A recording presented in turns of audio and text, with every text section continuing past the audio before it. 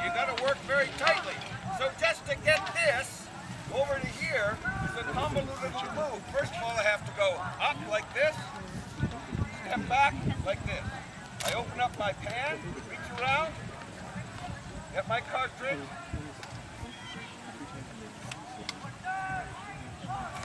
Spit, that's the fun part.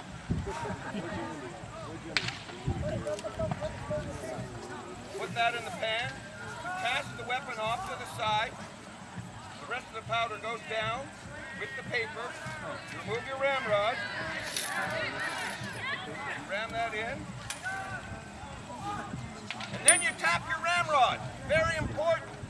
They would emphasize this over and over and over again. Make sure that ramrod's in there.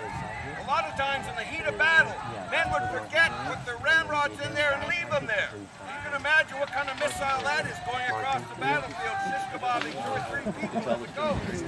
But it's really embarrassing to have to walk across and ask for it back. You kind of need it to fire with. All right, I'm going to go here, and I'm now going to go into the firing position, and I'll do it as quickly as I can.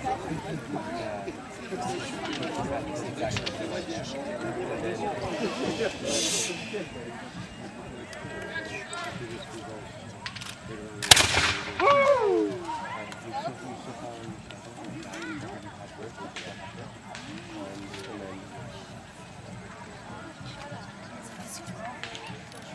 Blank, guys.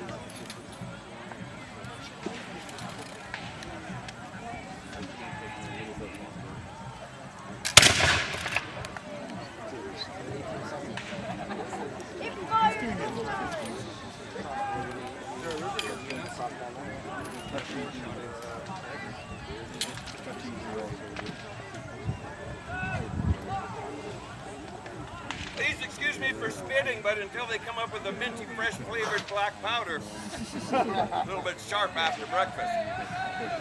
So as you can see, a couple of things. This is a really smoky weapon. When you fire it, you get all sorts of smoke.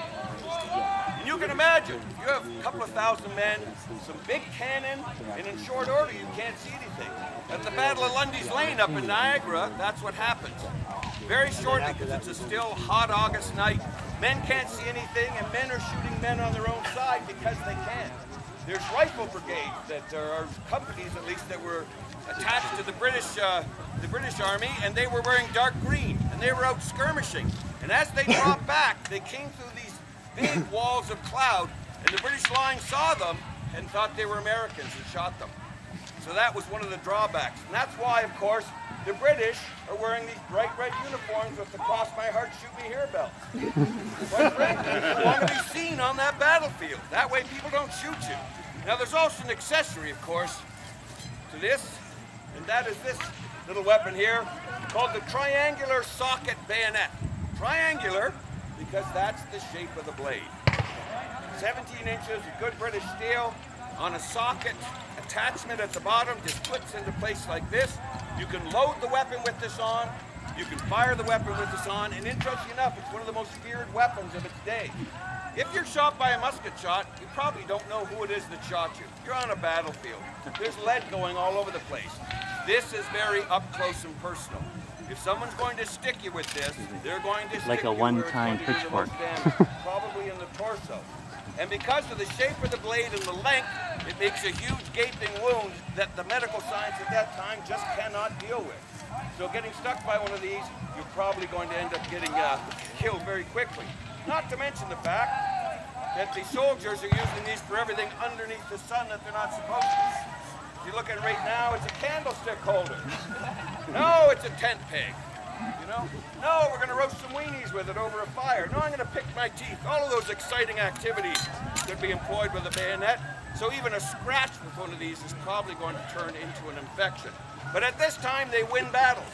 At the Battle of Queenston Heights, just up the river, it's a bayonet charge by the British at the end of the battle, on the top of the heights, that actually clears the heights and wins the battle for them. So afraid were the American soldiers that were at the top of this bayonet charge that there was 900 men that surrendered immediately. And there was a number of men that actually jumped off the cliff into the Niagara Gorge 150 feet down to their death rather than face the bayonet. Okay. So on that cheery note, that ends my presentation. I know you have to do some drill. Now before we start though, is there any questions you have about this particular weapon?